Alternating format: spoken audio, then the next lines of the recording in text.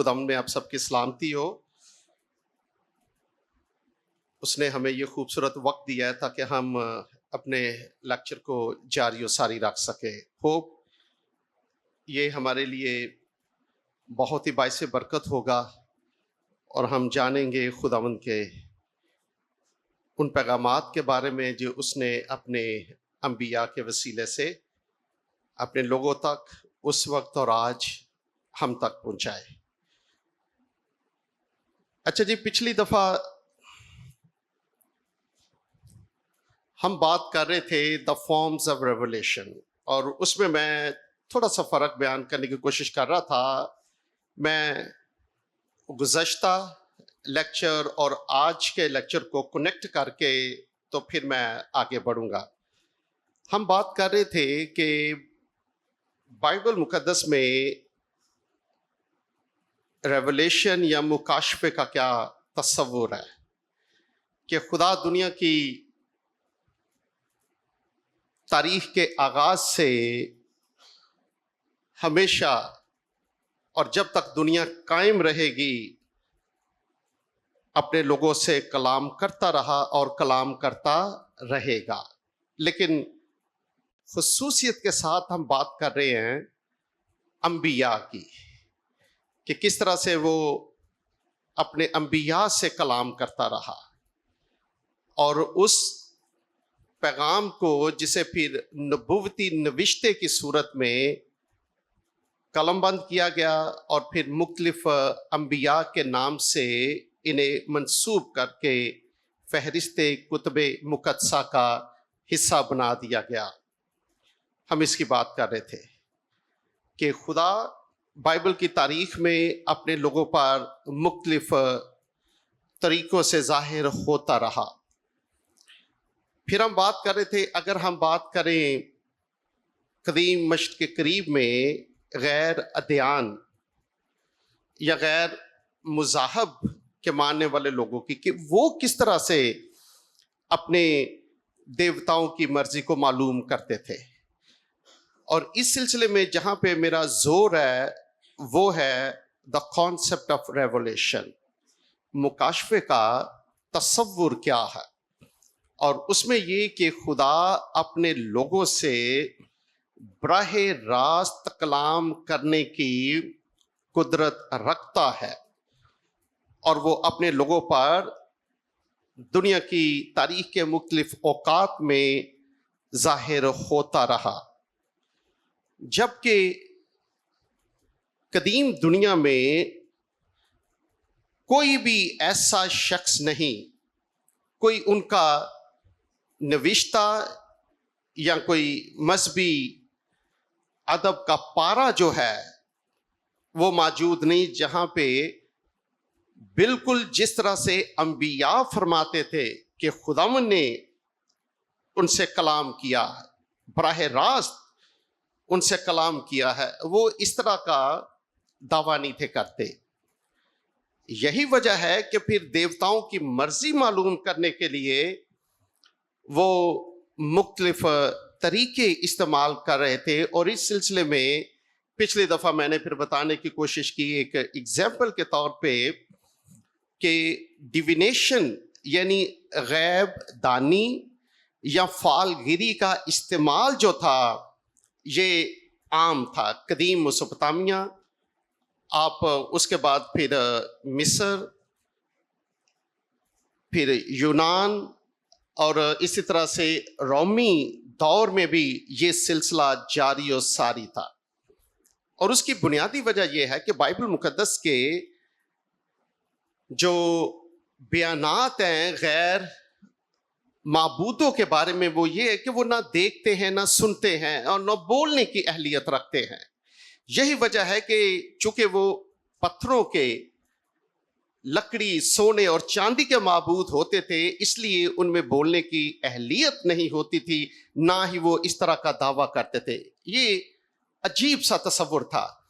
لیکن چونکہ ایک مجسمے کے، ایک بت کے سامنے کھڑے ہو کے فال گیری کرنا اور مختلف ذرائع استعمال کر کے صرف یہ کہنا کہ یہ ہمارے اس بت کی مرضی ہے، اس کا مطلب ہے کہ میں نے نبوت کے حوالے سے ایک بات کی تھی.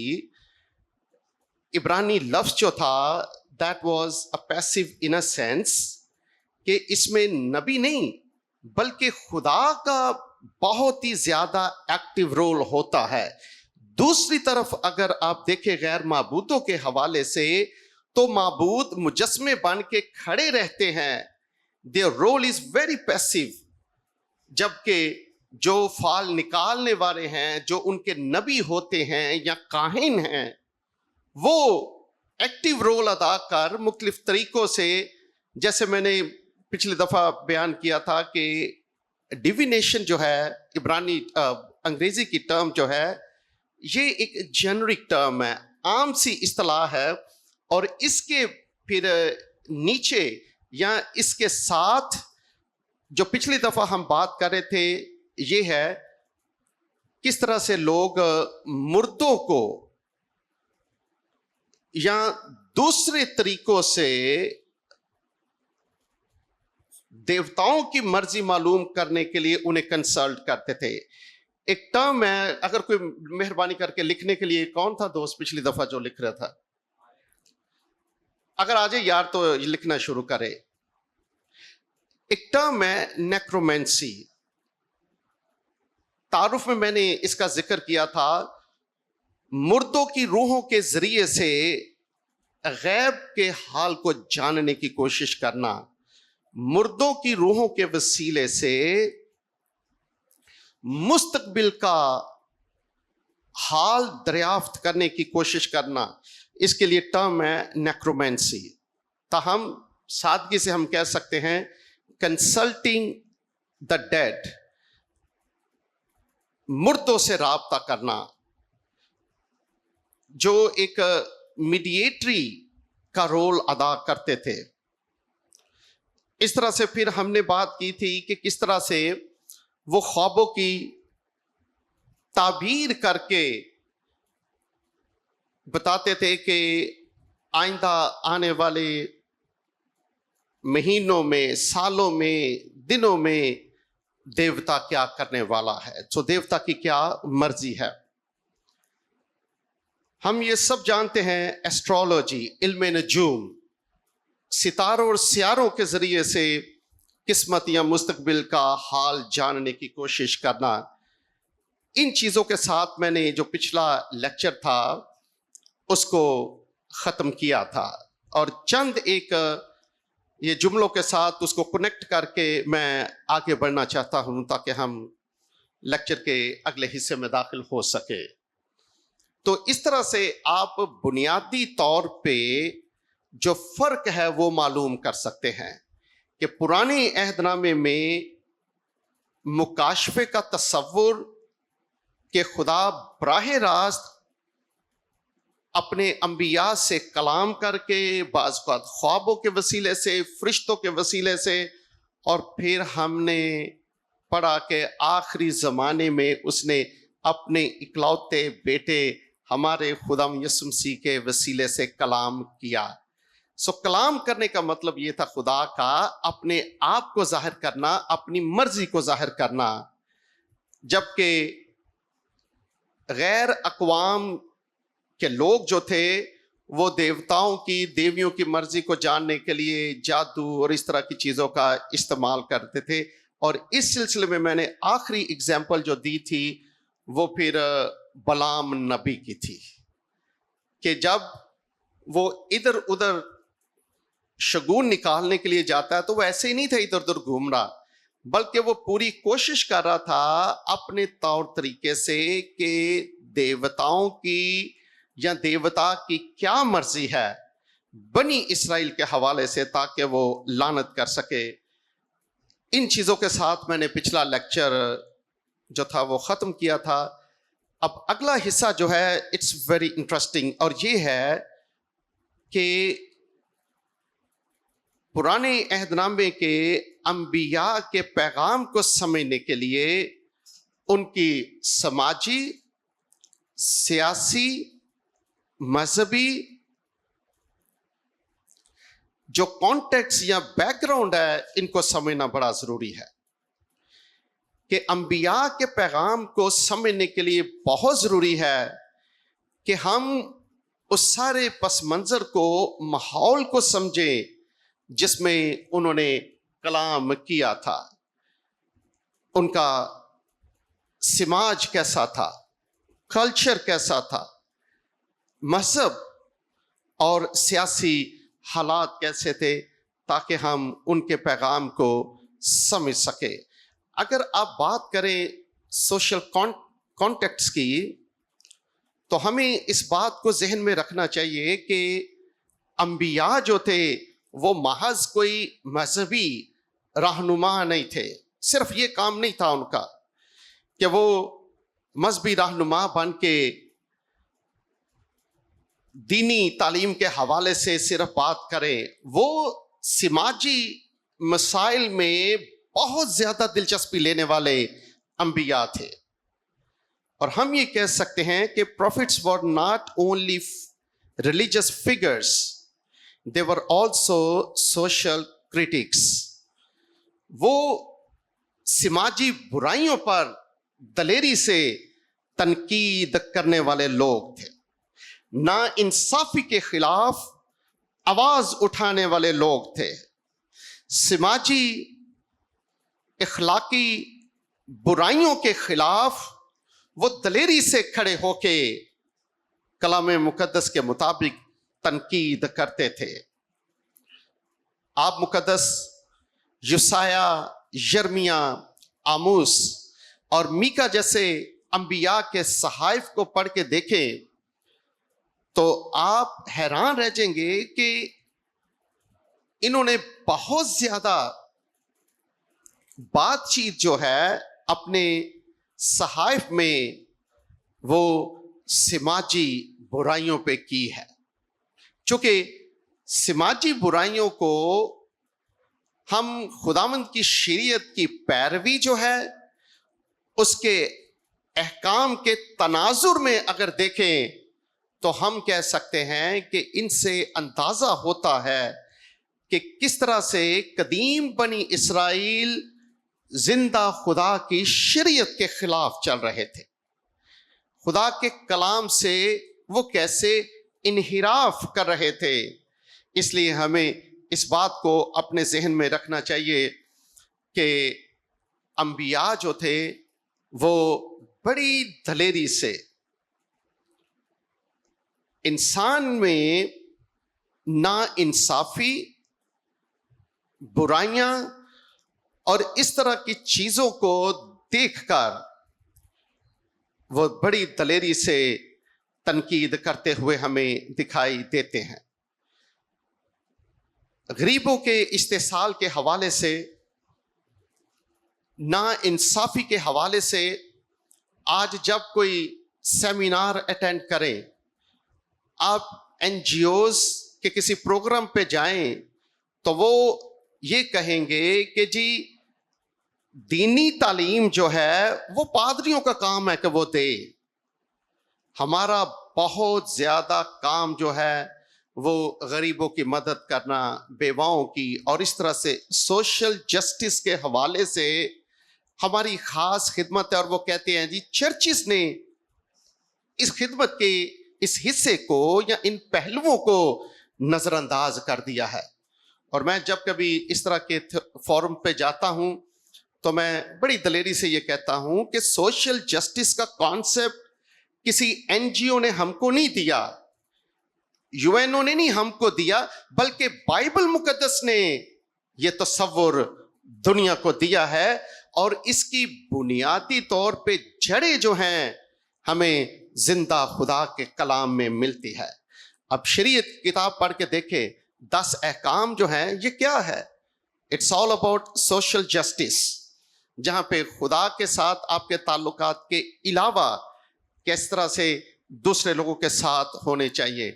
آپ خروج کی کتاب پڑھ کے دیکھیں جس میں نا انصافی کے خلاف قوانین ہیں، غلاموں کے تحفظ میں، بیواؤں اور غریبوں کے تحفظ میں خدا کتنے اہم قوانین جو ہے وہ بنی اسرائیل کو عطا کرتا ہے.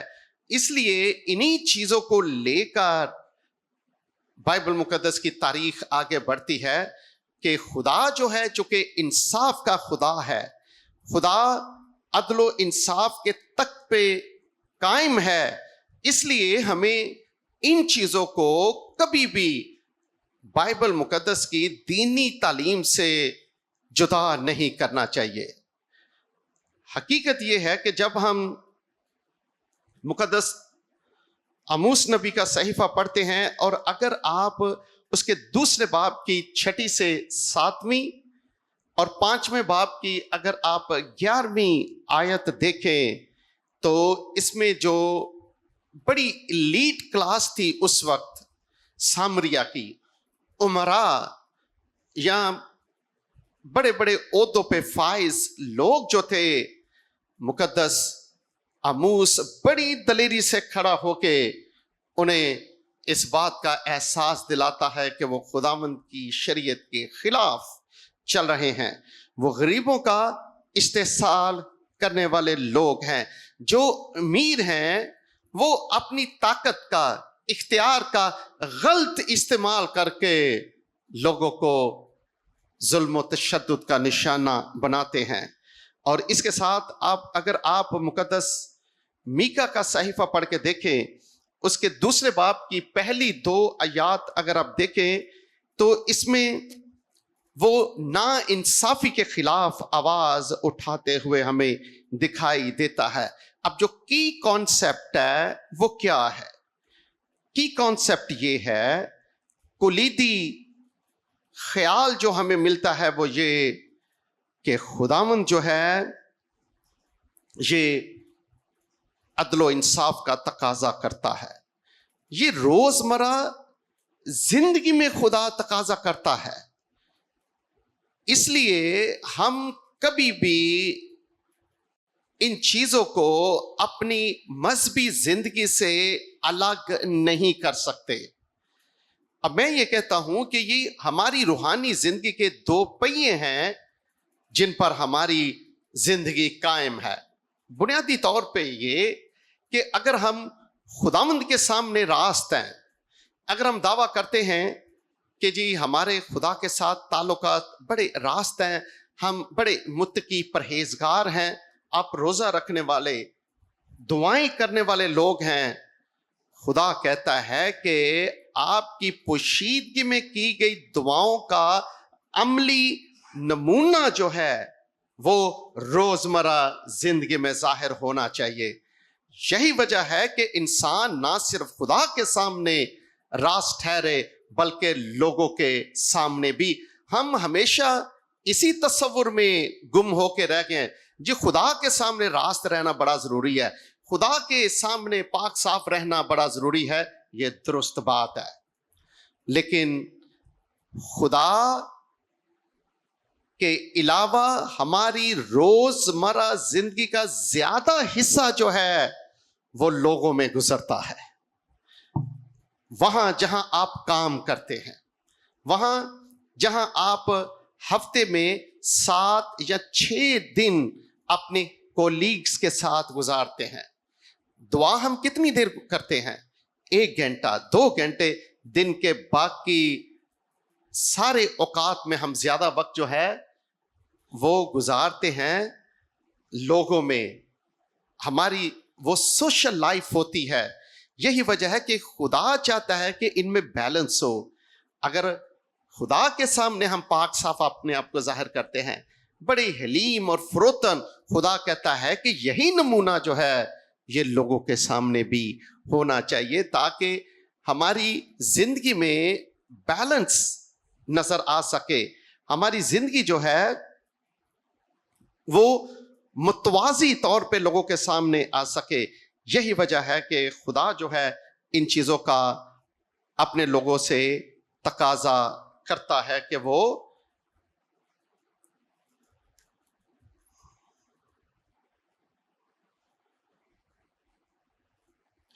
ذرا میرا پوائنٹر یار نکال دے، ذرا میں نے پوائنٹر ذرا میرا پکڑا دے۔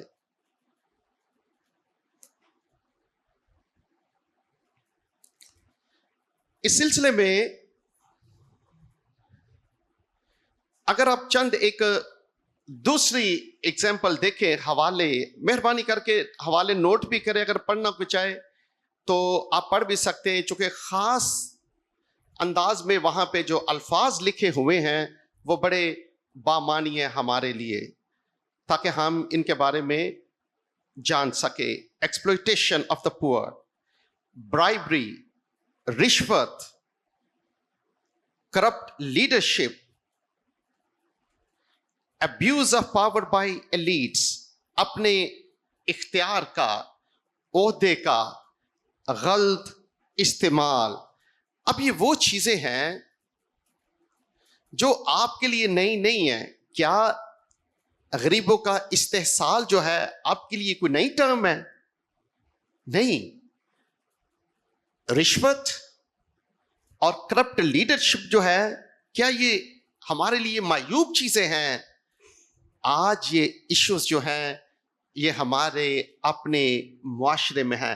آپ روز اخبار کی بڑی بڑی سرخیوں پہ انہی چیزوں کا تذکرہ پڑھتے ہیں۔ یہی برائیاں جو ہیں ان سے ہمارے اخبار جو ہیں وہ بھرے ہوئے ہوتے ہیں۔ اس کا مطلب یہ ہے کہ یہ صحائف جو ہیں آج پاکستانی صورتحال کے مطابق ہم سے کلام کر رہے ہیں، چونکہ ہم انہی برائیوں کا شکار ہیں۔ آپ بہت زیادہ جسٹس کی بات کرتے ہیں، انصاف کی بات کرتے ہیں، عدالتوں کے باہر کھڑے ہو کے آپ بڑی بڑی ڈیمونسٹریشنز دیکھتے ہیں۔ اگر آپ مقدس آموز کا صحیفہ اس کے 5ویں باب کی 24ویں آیت کو دیکھیں تو اس میں خدا نے بڑی تاکیداً سامریہ کے لوگوں کو یہ ہدایت کی تھی، امراء کو، ارباب اختیار کو، کہ وہ عدل و انصاف کو بڑی ندی کی طرح، دریا کی طرح بہنے دیں، چونکہ یہ آپ کے معاشرے کی نبض ہوتی ہے۔ اگر عدالتوں میں عدل و انصاف قائم ہے، اگر معاشرہ برائیوں سے پاک ہے، تو سمجھیں خدا برکات نازل کرتا ہے۔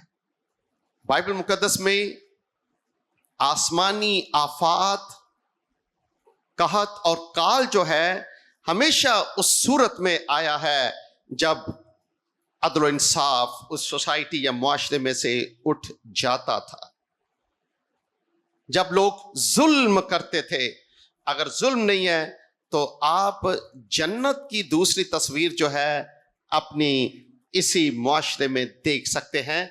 اگر ہماری عزت نفس محفوظ ہے، اگر ہماری جانیں محفوظ ہیں، اگر جان و مال کا تحفظ جو ہے یہ یقینی بنا دیا جائے، تو پھر جنت اسی کا نام ہوتا ہے جہاں پہ آپ برائیوں سے پاک معاشرہ دیکھ سکے، جہاں سے ہر ایک کی عزت نفس محفوظ رہے۔ مقدس میکا کا صحیفہ اس کا 6 باب اور 8ویں آیت جو ہے یہ انصاف، رحم، ترس اور حلیمی پہ زور دیتی ہوئی ہمیں نظر آتی ہے۔ اس لیے اگر ہم عدل و انصاف کی بات کریں، برائیوں سے بچنے کی بات کریں، تو یہ روزمرہ زندگی کا تقاضا ہے، کسی خاص وقت کے لیے نہیں، بلکہ خدا چاہتا ہے کہ اس کے لوگ جو ہیں وہ ہر وقت ان برائیوں سے دور رہ کر اپنے زندہ خدا کے ہاں راست زندگی بسر کرے۔ مقدس آموس نے ان چیزوں پہ بہت زور دیا ہے۔ اگر آپ اس کے 5ویں باب کی 10ویں سے 13ویں آیت تک پڑھ کے دیکھیں تو اس میں امراء کا غریبوں اور مسکینوں پر ظلم و تشدد آپ کو ملے گا، اور پھر اس کے بعد زندہ خدا کی ان کے خلاف عدالت۔ مقدس یوسایہ نے بھی ان چیزوں پہ بہت زیادہ زور دیا۔ اگر آپ پہلے باب کی 17ویں آیت دیکھیں تو اس میں خدا کہتا ہے کہ آپ غریبوں، مسکینوں یا اس طرح کے لوگوں پر ظلم کرنے کی بجائے آپ ان کا تحفظ کریں، انہیں بچائیں. اور اسی طرح سے پھر وہ فرماتا ہے کہ روزمرہ معاملات میں بددیانتی جو ہے یہ معاشروں کو تباہ و برباد کر دیتی ہے. اگر آپ آموز کی کتاب کا 6 باب اور اس کی 4 سے 7 آیات کو پڑھ کے دیکھیں تو اہل سامریہ کی عیش و عشرت کا بیان یہاں پہ کیا گیا ہے. اور آج آپ کے اخبار کی جو زینت ہے، بڑی بڑی سرخیاں ہیں، وہ ایلیٹ کلاس کے بارے میں ہی آپ کو لکھی ہوئی ملتی ہے. ایسا لگتا ہے کہ صدیوں بعد بھی معاشرہ جو ہے اس کی نفسیات کبھی نہیں بدلی، اور آج بھی ہم انہی برائیوں کا شکار ہو کے رہ گئے ہیں. کلچرل کانٹیکسٹ جی، کہ اس کا کلچر ہماری روزمرہ زندگی کا یا انبیاء کے پیغام کا ان کے کلچر کے ساتھ کیا تعلق تھا.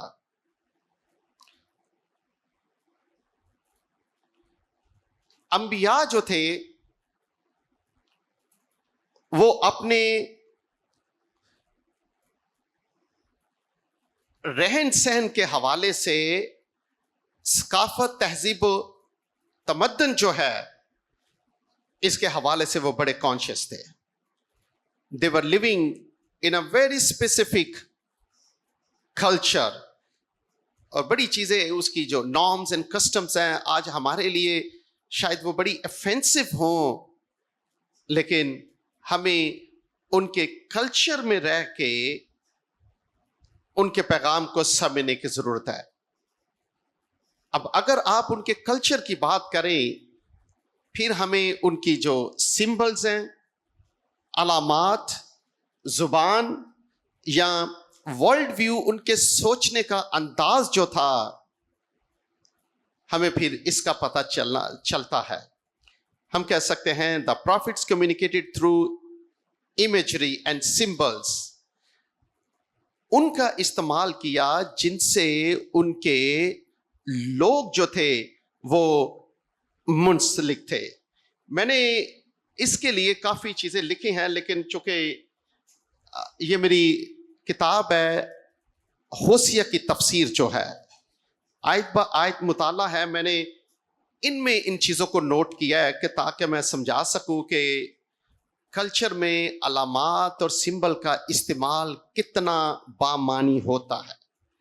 یہ ہمارے کلچر کو ریفلیکٹ کرتا ہے. اور چونکہ مقدس ہوسیہ جانتا تھا کہ اس کے لوگ جو ہیں وہ کس طرح کے ماحول میں رہتے ہیں، اپنے پیغام کو جاندار بنانے کے لیے، پرکشش اور بامانی بنانے کے لیے انہوں نے کس طرح سے ان علامات کا جو تصویری زبان ہے اس کا استعمال کر کے اپنے پیغام کو نہ صرف پرکشش بنایا بلکہ قابل فہم بھی بنانے کی کوشش کی. تو میں یہاں سے چند ایک چیزیں پڑھوں گا تاکہ میں اس پوائنٹ کو واضح کر سکوں، اور وہ یہ ہے کہ انبیاء نے اپنے پیغامات یا پیغام کو مؤثر اور پرکشش بنانے کے لیے خصوصیت کے ساتھ استعارے اور تشبیہ یا استعارات و تشبیہات کا استعمال جو ہے وہ کثرت سے کیا، کیونکہ وہ جانتے تھے کہ ان کے وسیلے سے وہ اپنے پیغام کو بڑی صفائی سے دوسرے لوگوں تک پہنچا سکتے ہیں. اس لیے انہوں نے اب بنی اسرائیل کے باغیانہ فطرت کی تصویر کشی کس طرح سے کی ہے، اور اس کے لیے انہوں نے پھر اپنے کلچر میں سے، روزمرہ زندگی میں سے انہوں نے ایسی علامات، استعارے اور تشبیہ کا استعمال کیا جس سے لوگ ہوسیہ کے پیغام کو سمجھ سکتے تھے. اس لیے دیکھیں کہ کس طرح سے وہ کرتا ہے. بنی اسرائیل کی باغیانہ فطرت کی تصویر کشی کے لیے مقدس ہوسیا نے کثرت سے استعارات اور تشبیہات کا استعمال کیا ہے. کبھی وہ کہتا ہے کہ بنی اسرائیل ایسی چپاتی کی مانند ہے جو الٹائی نہ گئی ہو. اب کیا اس کو سمجھتے ہیں؟ خواتین جو ہیں روٹی اب توے پہ پکاتے ہیں اور کہتے ہیں جی اگر اس کی ایک سائڈ تو جل گئی ہے، اگر دوسری سائڈ جلی نہیں تو کیا وہ قابل استعمال ہو سکتی ہے؟ نو. اگرچہ اس کی ایک سائڈ ابھی تک محفوظ ہے، لیکن خدا کا بندہ کہتا ہے کہ وہ، اس کا مطلب کیا ہے کہ بیکار.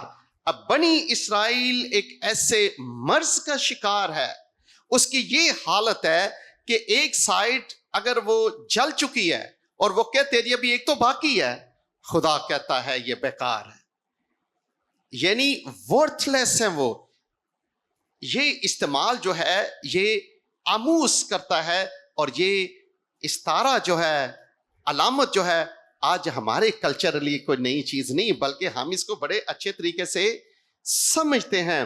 7ویں باب کی 8ویں آیت میں کہتا ہے کہ بنی اسرائیل ایک ناپسندیدہ برتن ہے، وہ جسے خواتین یا ہمارے گھر جو ہے وہ رد کر دیتے ہیں. اب پھینک دیتے ہیں جب کوئی برتن خراب ہو جاتا ہے. اب اسے اپنی کبڈ کی زینت نہیں بناتے، اب پھینک دیتے ہیں. پھر بے وقوف یا بے دانش فاختہ بیابانی یا جنگلی انگور جو پھل تو ہے لیکن کھانے کے قابل نہیں ہے، مینز بیکار ہوتے ہیں چیزیں. سوکھی جڑ، جو جڑ تو معلوم ہوتی ہے لیکن اس کا حاصل نہیں، وہ بے پھل ہے، کبھی اس میں پھل پیدا نہیں ہو سکتا.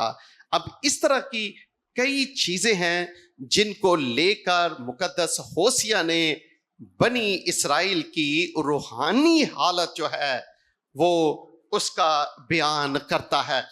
اب جب وہ خدا کی تصویر پیش کرتا ہے، وہ خدا کی وفاداری کی تصویر پیش کرتے ہوئے اپنے کلچر میں سے کلچرل آئٹم جو ہیں، سمبلز جو ہیں، وہ ان کا استعمال کرتا ہے.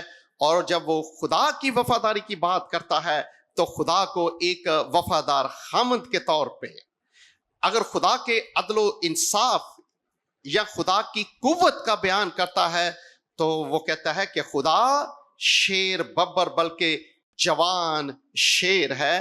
مطلب یہ ہے کہ جب شیر اپنے شکار کے لیے تہیا کر لیتا ہے تو پھر ناممکن ہے کہ اس کی گرفت سے کوئی بچ سکے. اسی لیے پیغام بنی اسرائیل کی شمالی سلطنت کے لیے یہ ہے کہ اگر خدا عدل و انصاف کے لیے اٹھ کھڑا ہوگا تو جس طرح سے شکار کا شیر ببر یا جوان شیر کے پنجے سے بچنا ناممکن ہے، بالکل اسی طرح سے خدا سے بچنا ناممکن ہوگا. پھر وہ خدا کو بطور صیاد پیش کرتا ہے، شکاری. جب وہ شکار کرتا ہے تو وہ بڑی مہارت سے کرتا ہے کہ شکار کا بچنا ناممکن ہوتا ہے.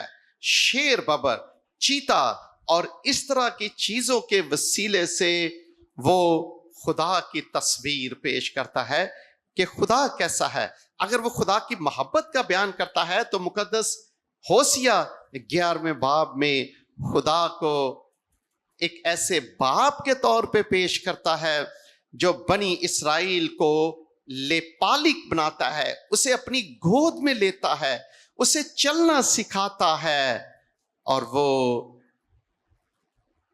ایک بچے کو جسے وہ گود میں لیتا ہے نہ صرف چلنا بلکہ اس کی نگہداشت کرتا ہے. اب یہ سارے حالات جو ہیں ہم دیکھتے ہیں کہ کس طرح سے خدا نے اپنے بندے ہوسیا کے وسیلے سے اور آموس کے وسیلے سے، جن کا میں خصوصیت کے ساتھ ذکر کر رہا ہوں، نہ صرف بنی اسرائیل کی باغیانہ فطرت کی تصویر کشی کی بلکہ خدا کی تصویر کشی بھی بڑے خوبصورت انداز میں کی ہے۔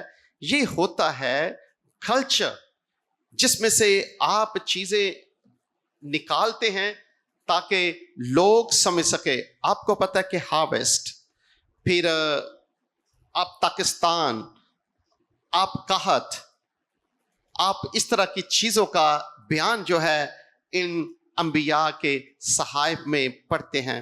اب اس سے میری مراد کیا ہے، میں سمجھانا کیا چاہ رہا ہوں، وہ یہ کہ بنی اسرائیل نے انبیاء یا خداوند کے کلام کو سمجھنے کے لیے ان استعارات کو سمجھنا جن کو انبیاء نے یا خداوند کے کلام میں استعمال کیا ہے، ان کے وسیلے سے واضح طور پہ خدا کا کلام جو تھا موصول کیا تھا۔ ان کے پاس کوئی ایکسکیوز نہیں تھا کہ خدا نے کلام تو کیا ہے لیکن وہ یہ نہ کہ جی ہم نے تو سمجھے ہی نہیں۔ انبیاء کی پوری کوشش تھی کہ وہ زندہ خدا کے پیار کو، وفاداری کو، اگر عدالت کی بات ہے تو وہ اس سے بھی واضح طور پہ بیان کرے۔ اس لیے اب فیملی میٹافرز کے بارے میں جانتے ہیں، اور ہوسیہ کی کتاب میں معروف ترین جو میٹافر ہے یہ ہے ہسبینڈ اینڈ وائف۔ خدا کو بطور روحانی خامند اور بنی اسرائیل کو بطور بے وفا بیوی کے پیش کیا گیا ہے۔ اب یہ اتنا سٹرونگ میٹافر ہے، جب ہم آگے جائیں گے تو پھر ہم اس کتاب کے حوالے سے تفصیلاً سیکھنے کی کوشش کریں گے، لیکن میں بات کر رہا ہوں کہ کلچر کتنا امپورٹنٹ ہے، تاکہ انبیاء نے اس میں سے رہ کے کلام کیا ہے، اور خدا نے ان چیزوں کو جو قابل فہم تھی ان کا بذات خود استعمال کیا ہے، کیونکہ the basic purpose was to communicate divine message۔ الہی پیغام جو ہے اس کو لوگوں تک پہنچانا تھا۔ یہی وجہ ہے کہ خدا نے ان کا کثرت سے استعمال کیا ہے۔ اب جب ہم بات کرتے ہیں تشریح کی، تفسیر کی، ہم اس وقت تک تفسیر کبھی بھی اچھے طریقے سے نہیں کر سکتے جب تک ہم ان علامات کے بارے میں نہ جانیں، جب تک ہم اس کلچر کا حصہ نہ بنے۔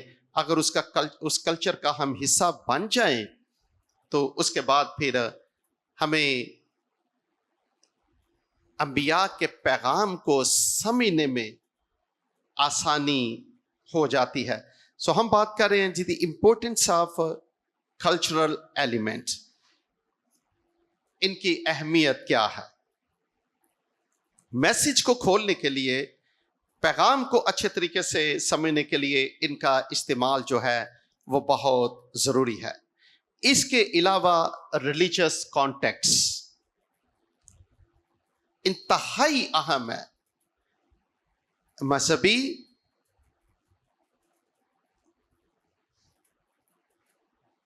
کانٹیکس جو ہے، سیاق و سباق جو ہے، لکھ لیا آپ نے؟ اوپر والا مٹا دے تاکہ نا سارا، یہ کتنا ضروری ہے۔ ہمیں سب سے پہلے ایک لینس اختیار کرنے کی ضرورت ہے، اور وہ ہے ریلیجس لینس، تاکہ ہم انبیاء کے پیغام کو سمجھ سکے۔ اگر آپ ریلیجس کانٹیکس کی بات کریں تو اس میں آپ کو ایک تو بنی اسرائیل کے خدا کے ساتھ تعلقات کو سمجھنا پڑے گا، اور دوسرا یہ کہ ان کے ارد گرد کی جو اقوام تھیں، جو کنٹمپرری نیشنز تھی، ان کا مذہب کیا تھا، خدا کے بارے میں ان کا تصور، زندگی کے بارے میں، برکات کے بارے میں، کس طرح سے دیوتا ان کی زندگی میں براہ راست مداخلت کرتے ہیں، ان کو سمجھنا بہت ضروری ہے۔ لیکن میں اسے بنی اسرائیل اور خدا کے درمیان جو تعلقات تھے، اس سے پہلے میں شروع کرنا چاہتا ہوں۔ آپ سب جانتے ہیں کہ خدا اور بنی اسرائیل کے تعلقات کو ہم عہد کے تناظر میں دیکھتے ہیں۔ بغیر عہد کے ہم خدا کے اور بنی اسرائیل کے درمیان جو تعلق ہے روحانی، ہم اس کو نہیں سمجھ سکتے جب تک ہم سائنائی، جسے ہم عہد سینا کہتے ہیں، اس کو نہ سمجھ سکے۔ اس میں کوئی شک نہیں کہ خدا نے اپنے بندے مقدس نوح سے، ابراہیم سے عہد باندھا۔ ہم دیکھتے ہیں کہ کس طرح سے اس عہد کی تجدید جو تھی وہ بعد میں مقدس اسحاق اور یعقوب کے ساتھ خدا نے کی، لیکن براہ راست ان کی اولاد کے ساتھ خدا اس وقت ہم کہتے ہیں کووننٹل ریلیشن شپ میں، عہدی تعلقات میں داخل ہوا، جب اب مقدس ابراہیم کا عہد صرف وہی کافی نہیں تھا، اگرچہ بنیاد وہی ہے، خدا نے بنی اسرائیل سے بھی براہ راست عہد قائم کر کے انہیں اس برکت میں شریک کیا تھا۔ اب اس عہد کے تناظر میں خدا اپنے آپ کو بنی اسرائیل کے ساتھ باندھتا ہے، اور بنی اسرائیل اپنے آپ کو زندہ خدا کے ساتھ قائم کرتے ہیں۔ اب یہ عہد جو تھا، اس کی تصویر ہمیں ملتی ہے خروج کی کتاب کے 19ویں باب میں۔ باقی خروج کی کتاب کے 19ویں باب کے بعد بنی اسرائیل کو اگر خدا نے برکات عطا کی ہیں تو وہ اس عہد کا فضل آپ کہہ سکتے ہیں، اس کی برکت آپ کہہ سکتے ہیں۔ اگر انہوں نے دکھ اٹھایا ہے تو اس عہد میں جو شرائط تھی اس کے مطابق خدا ان کے ساتھ ڈیل کرتا ہے۔ اس کی بڑی خوبصورت تصویر ہمیں ملتی ہے جی خروج کی کتاب کے 19ویں باب میں۔ میں صرف آپ کو تصویر دکھانا چاہتا ہوں تاکہ پھر میں بیان کر سکوں اس کے بارے میں۔ اس میں یہ ہوتا ہے کہ خدا جب اپنے لوگوں کو سینا کے میدان میں لے کر آتا ہے، جسے عبرانی میں سائنائی کہتے ہیں، مقدس موسیٰ خدا سے ملنے کے لیے جاتا ہے، اور خدا کہتا ہے کہ اگر بنی اسرائیل جن کو میں ملک مصر کی غلامی سے نکال کر لے کے آیا ہوں، اگر وہ میری بات مانیں اور میرے عہد پر وہ چلیں تو وہ ساری قوموں میں میری خاص ملکیت ٹھہریں گے۔ وہ میرے لیے کہنوں کی مملکت اور ایک مقدس قوم ہوں گے۔ آپ ان کو ذہن میں رکھیں کہ the Lord is going to change their status۔ جب کوئی خدا کے ساتھ ایک خاص رشتے میں بندھ جاتا ہے تو کتنا فرق پڑتا ہے اس کے سوشل سٹیٹس میں، کتنی برکات ہوتی ہے کہ خدا کہتا ہے کہ اگرچہ ساری زمین اسی کی ہے لیکن بنی اسرائیل اس کی خاص ملکیت ٹھہریں گے۔ اب یہ چیزیں مقدس موسیٰ جو ہے وہ لے کے بنی اسرائیل کے پاس جاتا ہے، وہ پہاڑ سے نیچے جا کے بنی اسرائیل کے بزرگوں کو اکٹھا کرتا ہے۔ وہ کہتے ہیں جی خدا نے یہ پیغام بھیجا کہ اگر میرے لوگ میرے ساتھ وفادار رہتے ہیں، عہد میں شریک ہوتے ہیں، تو وہ میری خاص ملکیت ٹھہریں گے، وہ کاہنوں کی مملکت ہونے کا درجہ پائیں گے، اور وہ ایک مقدس قوم ہوں گے۔ بنی اسرائیل کے بزرگوں نے حامی بھری کہ ٹھیک ہے جی ہم ایسا کریں گے اور ہم تیار ہیں خداوند کے ساتھ عہد میں شریک ہونے کے لیے۔ مقدس موسیٰ بنی اسرائیل کا پیغام لے کر واپس خدا کے پاس جاتا ہے اور وہ خدا سے کہتا ہے کہ بنی اسرائیل تیار ہے۔ خدا کہتا ہے ٹھیک ہے، پھر وہ پاک اور مقدس ہو۔ مقدس موسیٰ کو خدا کہتا ہے کہ جائیں، وہ 3 دنوں تک پھر اپنے آپ کو پاک کریں اور میں پھر آسمان سے زمین پہ اتر کر اپنے لوگوں کے ساتھ اس خاص الخاص عہد میں شریک ہوں گا۔ اب عبرانی زبان میں جو لفظ ہے، تاکہ آج آپ سمجھ سکے کہ یہ چیز کیا ہے عہد، کیوں خدا سختی سے بنی اسرائیل کے ساتھ پیش آتا ہے، کیوں بنی اسرائیل کی زندگی میں خدا کے علاوہ کوئی دوسرا معبود جو تھا اس کا تصور بھی نہیں آنا چاہیے تھا، کیا اس کی اہمیت ہے؟ اور وہ یہ ہے کہ عبرانی زبان میں جو محاورہ ہے، ہم اردو میں تو پڑھتے ہیں نا عہد باندھنا یا عہد قائم کرنا، عبرانی محاورہ اس کا مطلب ہے کرت بریت، یعنی عہد کاٹنا۔ اس کا مطلب یہ ہے کہ عہد کو ریکٹیفائی کرنے کے لیے، قائم کرنے کے لیے خون کا استعمال بہت ہی بنیادی کردار ادا کرتا تھا۔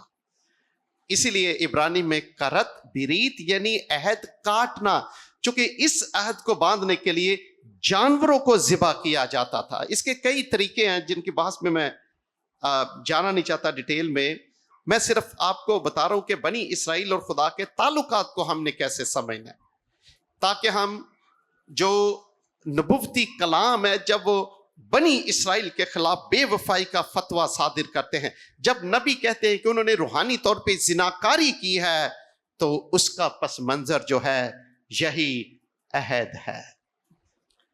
اس میں ہوتا یہ تھا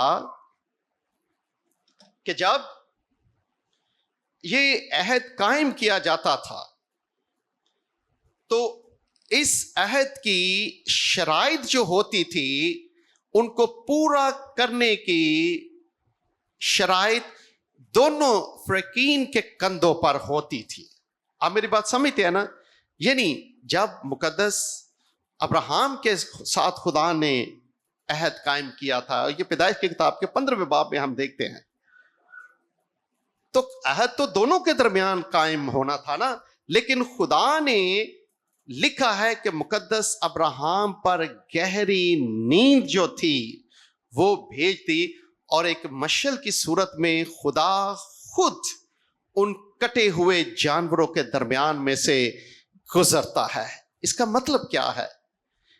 قدیم زمانے میں جب اس طرح کا عہد کاٹا جاتا تھا یا قائم کیا جاتا تھا تو دونوں اشخاص جو آپس میں یہ عہد قائم کرتے تھے وہ ایک دوسرے کا ہاتھ پکڑ کر کٹے ہوئے جانوروں کے درمیان میں سے گزرتے تھے، اور وہ کہتے تھے، ایک دوسرے کے مخاطب ہو کر کہتے تھے کہ میں اگر اپنا وعدہ پورا نہ کروں، اگر میں بے وفائی کروں تو میرا حال بھی ان کٹے ہوئے جانوروں جیسا ہو۔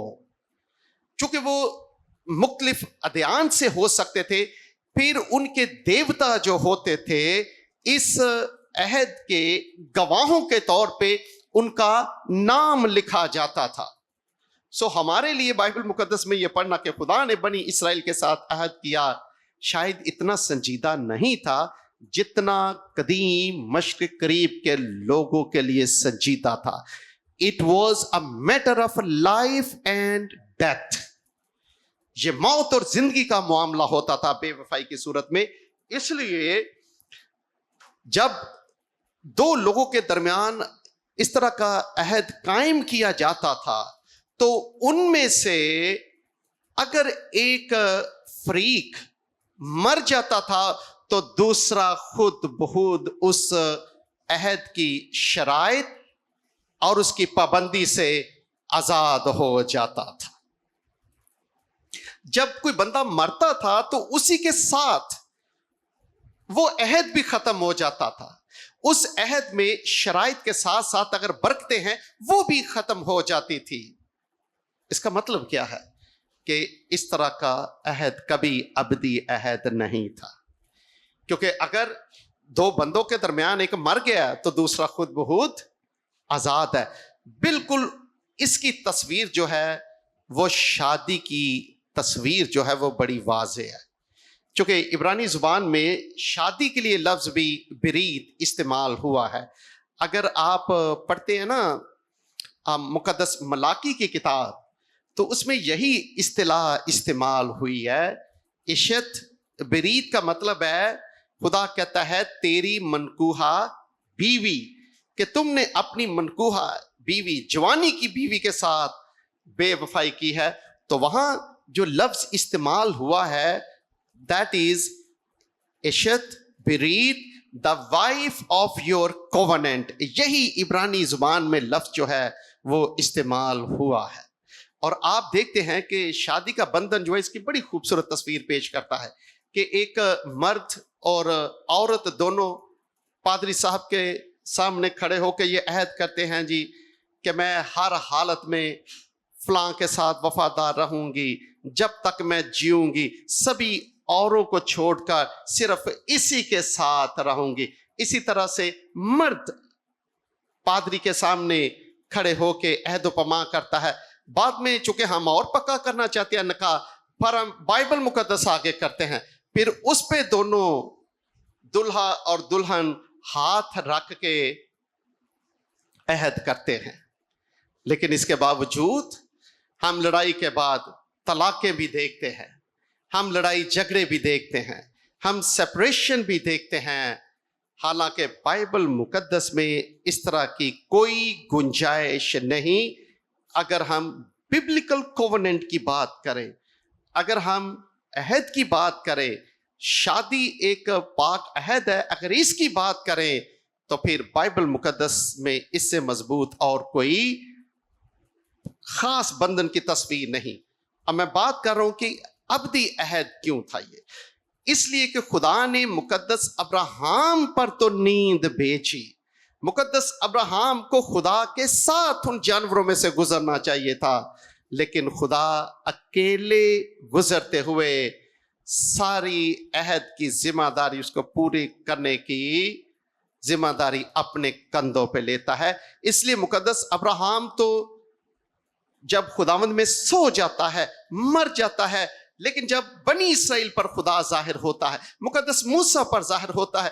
بنی اسرائیل جب ملک مصر کی غلامی سے نکلتے ہیں، جب ملک معدہ میں جاتے ہیں، تو بار بار ایک ہی بات تھی کہ خدا نے اپنے بندے مقدس ابراہیم کے ساتھ کیے ہوئے وعدے کے مطابق ایسا کیا. اس کا مطلب یہ ہے چونکہ خدا کا یہ وعدہ تھا، اس لیے مقدس موسیٰ اگرچہ اس دنیا سے چلا بھی گیا تھا لیکن خدا تو زندہ تھا، خدا تو قائم تھا جو عہد کی شرائط کو پورا کرنے والا تھا.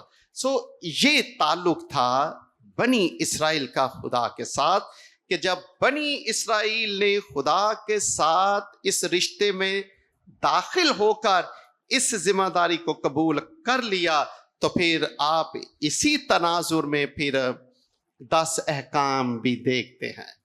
خروج کی کتاب کے پھر آپ 20ویں باب میں پھر آپ اس کے علاوہ استثنا کی کتاب میں انہی چیزوں کو دیکھتے ہیں کہ سن اسرائیل، خداوند ہمارے خدا کے علاوہ کوئی دوسرا معبود نہیں ہے.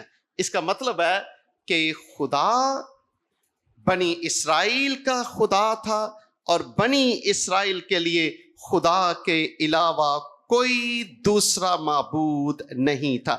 اگر بنی اسرائیل خدا کو چھوڑ کر غیر معبودوں کے پیچھے جاتے ہیں، اگر وہ یہوہ پاک خدا کی جگہ کسی دوسرے معبود کو دیتے ہیں تو روحانی معنوں میں ہم اسے زناکاری کہتے ہیں. خدا اور بنی اسرائیل کے تعلقات کو سمجھنے کے لیے ان چیزوں کا سمجھنا بہت ضروری ہے، چونکہ اس کے بغیر ہم ان چیزوں کو سمجھ نہیں سکتے. اور اگر آپ ہوسیہ کا صحیفہ پڑھیں تو آپ کو اس زبان کا استعمال بڑی خصوصیت کے ساتھ نظر آئے گا اور آپ حیران رہ جائیں گے کہ یہ خدا اور بنی اسرائیل کے ساتھ تعلقات کی بہت ہی مضبوط تصویر پیش کرتے ہیں، جسے ہم مذہبی پس منظر کہتے ہیں. چونکہ ہم اس کی بات کر رہے تھے کہ اس کے بغیر انبیاء کے پیغام کو سمجھنا ناممکن ہے. میں آپ کی سہولت کے لیے پڑھنے لگا ہوں جی مقدس ہوسیہ کا صحیفہ، اس کے دوسرے باب کی دوسری آیت. تم اپنی ماں سے، یہ بنی اسرائیل سے مخاطب ہے خدا، بنی اسرائیل کے بزرگوں سے بنی اسرائیل کی بات وہ کر رہا ہے. تم اپنی ماں سے حجت کرو کیونکہ نہ وہ میری بیوی ہے اور نہ میں اس کا شوہر ہوں. اب دیکھ رہے ہیں یہ دوسرے باب کی دوسری آیت ہے. اب اس لینگویج پہ ذرا غور کریں. This is very very important language. پھر میں بتاؤں گا کہ کیوں یہ لینگویج میرے اور آپ کے لیے ضروری ہے کہ ہم مذہبی پس منظر میں خدا اور بنی اسرائیل کے تعلقات پر غور کریں، تاکہ ہم عدالت کے پیغام کو سمجھ سکیں، تاکہ ہم نجات اور بحالی کے پیغام کو سمجھ سکیں. خدا کہتا ہے کہ نہ وہ میری بیوی ہے اور نہ وہ میرا شوہر ہے. اگر میں بات کروں حجت کے لیے، عبرانی زبان کا لفظ ریو ہے، جو عدالت میں کھڑے ہو کے جج کے سامنے کوئی مدعی زبان پیش کرتا ہے. سو منظر جو ہے یہ ایسے ہے جیسے عدالت ہے. خدا خود تخت پہ بیٹھا ہوا ہے اور مجرم بھی اس کے سامنے ہے، مدعی بھی سامنے ہے. خدا جس کے ساتھ بے وفائی ہوئی ہے وہ بھی ہے سامنے. اور مقدمہ کیا ہے کہ خدا کہتا ہے کہ میں نے تو وفاداری کی ہے، لیکن یہ بے وفا پارٹنر عدالت میں کھڑا ہے جس نے وفاداری کے باوجود میرے ساتھ بے وفائی کی ہے. اگر آپ اس کو دیکھ لیں تو آگے جا کے جب خدا بحالی کی بات، اب یہاں پہ طلاق کا پورا جو منظر ہے آپ کو نظر آئے گا کہ خدا کہتا ہے کہ چونکہ بنی اسرائیل بے وفا ہو چکی ہے.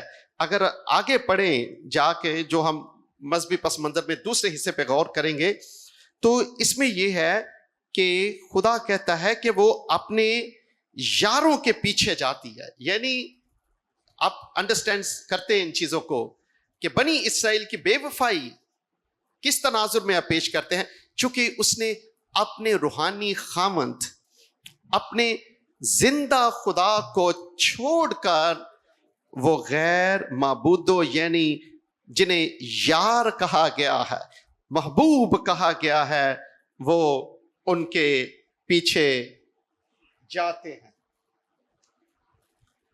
اب یہ ہے why the lord is going to divorce Israelites. خدا انہیں طلاق کیوں دیتا ہے؟ ہاں،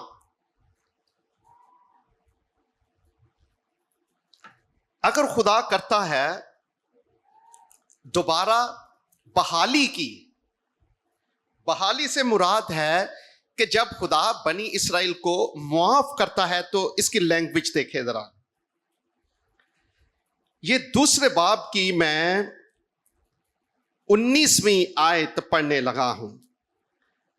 اور تجھے یعنی بنی اسرائیل کو اپنی ابدی نامزد کروں گا. ہاں، تجھے صداقت اور عدالت اور شفقت و رحمت سے اپنی نامزد کروں گا. عبرانی زبان میں لفظ آرش، جس کا مطلب ہے کسی کو مانگنا، منسوب کرنا. جس طرح سے ہم کہتے ہیں نا لڑکی اور لڑکے کی جب نسبت ہوتی ہے، منگنی ہوتی ہے، نامزد کوئی لڑکا لڑکی کو یا لڑکی والے لڑکے کو، بالکل وہی لینگویج جو ہے وہ یہاں استعمال ہوئی ہے. خدا کہتا ہے کہ ہاں، اگر بنی اسرائیل بے وفائی کرتے ہیں تو I am going to leave the unfaithful people. ایک بے وفا بیوی کو خدا کہتا ہے میں چھوڑ دیتا ہوں. لیکن پھر خدا کے دل میں رحم اور ترس جب آتا ہے، چونکہ اس نے ابدی عہد کیا ہوا ہے، تو خدا کہتا ہے کہ ہاں اگر بنی اسرائیل توبہ کرتے ہیں تو میں دوبارہ اسے نامزد کروں گا. یعنی منگنی، آپ اس کانٹیکسٹ دیکھیں، this is very very important context جس کی میں بات کر رہا ہوں. اور پھر خدا کہتا ہے رحمت، شفقت و رحمت سے اپنی نامزد کروں گا، میں تجھے وفاداری سے اپنی نامزد بناؤں گا. آپ دیکھیں کہ خدا کہتا ہے کہ اگر اس نے بنی اسرائیل کے ساتھ تعلقات قائم کرنے ہیں، دوبارہ بحال کر کے اپنے رشتے میں لینا ہے، تو خدا کے رشتے کی بنیاد جو ہے وہ رحمت و شفقت ہے، وہ وفاداری ہے. سونے اور چاندی کی بات نہیں ہے یہاں پہ، یہاں دولت کی بات نہیں ہے، یہاں اپنا آپ دینے کی بات ہے. اس لیے ایک مصنف نے کہا ہے کہ عہد جو ہے it's a bond of life and death. یہ بندھن جو ہے یہ موت اور زندگی کا بندھن ہوتا ہے جسے خون سے باندھا جاتا ہے. یہ ہے خدا کے بنی اسرائیل کے ساتھ تعلقات کی حال، کہ خدا نے چونکہ بنی اسرائیل کو کہا کہ ساری زمین دنیا میری ہے، لیکن جب سے تاریخ قائم ہے بنی اسرائیل جیسا اعزاز کسی کو نصیب نہیں ہوا کہ خدا خود ان کے ساتھ اس عہد میں شریک ہوتا ہے. اب یہ ہے لینس، زاویہ، نقطہ نظر کہ ہم خدا کے اور بنی اسرائیل کے تعلقات کو جان سکے، تاکہ ہم عدالت کے پیغام کو یا انبیاء کی جو تنقید ہے ہم اس کو اچھے طریقے سے سمجھ سکے. اب میں نے بات کی تھی کہ یہ رشتہ کیوں اہم تھا. کیوں؟ اس لیے کہ جب آپ کسی خاندان میں پیدا ہوتے ہیں، کبھی بھی بہن بھائیوں کے درمیان یہ تعلق نہیں ہوتا جو عہد پر مبنی ہو. کبھی بھی بھائی آپس میں عہد نہیں کرتے، بہنیں بہنوں کے ساتھ، یا ماں کا بچوں کے ساتھ، بچوں کا ماں باپ کے ساتھ یہ عہد نہیں ہوتا، چونکہ اس کی ضرورت نہیں. یہ آپ کا نیچرل بانڈ ہوتا ہے. آپ پیدا ہو گئے کسی خاندان میں، خونی بھائی ہے، بہن ہے، that's your relationship. لیکن یہ دنیا کا واحد ایسا رشتہ ہے شادی کا جس میں ایک اجنبی عورت اور ایک اجنبی مرد جو ہے وہ خدا کے سامنے کھڑے ہو کر اپنی زندگی کی آخری سانس تک ایک دوسرے کے ساتھ اپنے آپ کو باندھ دیتے ہیں. That's why کہ یہ رشتہ جو ہے یہ بہت ہی لاسانی اور یونیک ہے، کیونکہ اس میں کوئی شخص مجبوری سے داخل نہیں ہوتا، کوئی شخص مجبوری سے اپنے آپ کو دوسرے کا پابند نہیں کرتا. اس میں آپ کی پوری محبت اور جذبات جو ہے یہ انوالو ہوتے ہیں. اس کا مطلب یہ ہے اپنا جو مکمل طور پہ اپنی ذات جو ہوتی ہے نا، وہ کسی دوسرے کے سپرد کرنے کا نام ہوتا ہے. اسے آپ شادی کا بندھن کہتے ہیں، جس میں مرد اپنے آپ کو عورت اور عورت اپنے آپ کو مرد کے مکمل طور پہ سپرد کرتے ہیں. That's why they become one being. Exactly یہ تصویر جو ہے خدا اور بنی اسرائیل کے درمیان خوبصورت تعلق کی تصویر کشی کرتی ہے، کہ جب بنی اسرائیل خدا کے ساتھ عہد میں شریک ہو گئے تو پھر دنیا کا کوئی معبود زندہ خدا کی جگہ نہیں لے سکتا تھا، نہ ہی وہ کھڑا ہو سکتا تھا. خدا تو آخری لمحے تک یہ محبت نبھاتا رہا، لیکن بنی اسرائیل बार बार खुदा को छोड़कर गैर माबूदों के पीछे भागने लगे। अब ये कॉन्टेक्स्ट है, अगर आप अंबिया के पैगाम को इसके बगैर समझें तो हम कभी भी मुकम्मल तौर पे होसिया की किताब को नहीं समझ सकते। जब मुकद्दस यूसाया कहता है कि सुना है आसमान, सुना है जमीन, वो बनी इसराइल के बारे में गिला करता है कि मैंने लड़कों को पाला पोसा लेकिन उन्होंने मेरे साथ बेवफाई की है। अब देखिए, वो जानवरों की बात करता है कि जानवर तो अपने मालिक को पहचानते हैं, गधा अपने मालिक को पहचानता है, बैल जो है वो पहचानता है, जहां से वो चारा खाते हैं वो उस चरनी को पहचानते हैं, लेकिन मेरे लोग बेवफा हो चुके हैं। अब इसमें सबसे अहम चीज क्या थी? The central idea of covenant was faithfulness, वफादारी, और इससे मुराद है खुदा की वफादारी, खुदा के हुक्म को मानना। जो खुदा फरमाता है वो हरफे आखिर है। It demands exclusive worship of यावे, खुदा की खुसूसियत के साथ इबादत। इसमें ये इंक्लूसिव कॉन्सेप्ट नहीं है जिसमें आप दूसरों को भी शामिल कर सकते हैं। इट्स एक्सक्लूसिव, जिसका मतलब है सभी औरों को छोड़कर सिर्फ जिंदा खुदा की इबादत,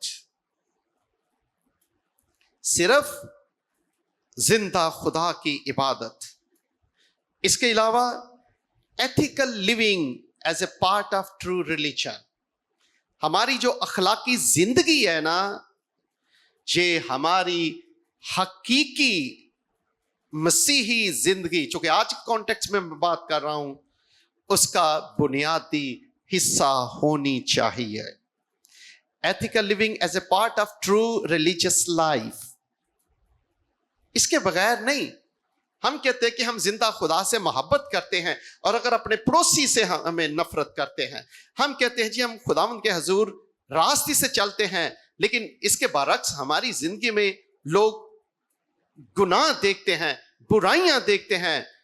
क्या जो वो देखते हैं वो सच है, या जो मैं अपनी जुबान से कहता? जो लोग मुझे करते हुए देखते हैं, that is the demonstration of what I claim.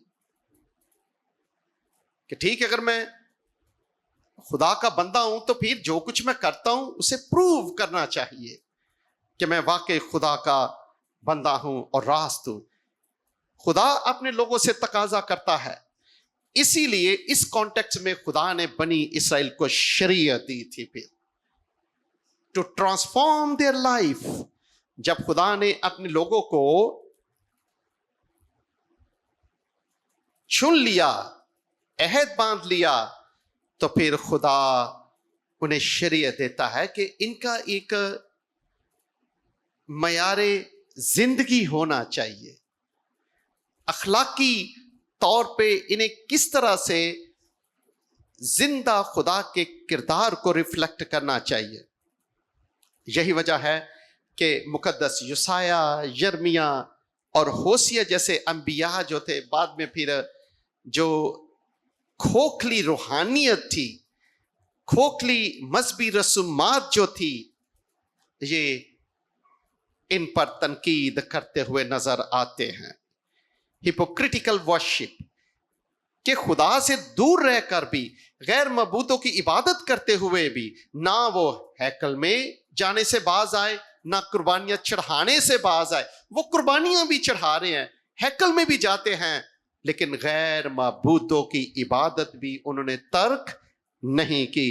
अंबिया खड़े होकर उन्हें कहते हैं कि आप किसी भी सूरत में दो माबूदों की इबादत नहीं कर सकते। उसकी वजह यह है कि खुदा के अलावा कोई दूसरा माबूद है ही नहीं।